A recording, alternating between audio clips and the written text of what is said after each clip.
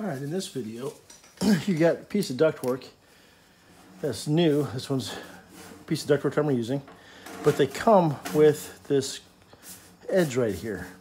And the reason it does that is because it has to be small enough to fit into the next piece. If it was the same size, you wouldn't be able to get them to overlap.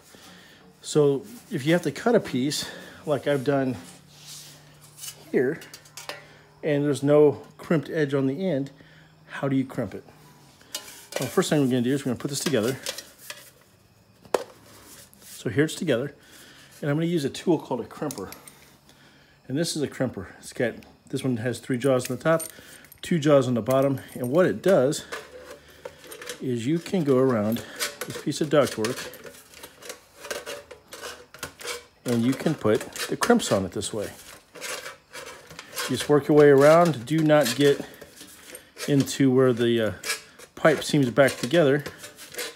It doesn't have to be perfect. It just needs to go around. We just have to make the diameter of the end of it small enough to go into the other side. And we'll use this as an example here. So I'm not going to do any crimping around this.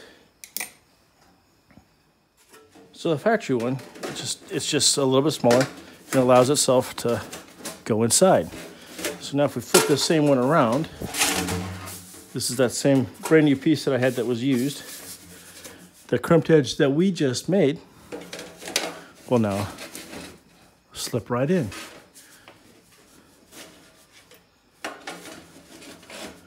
Just like that.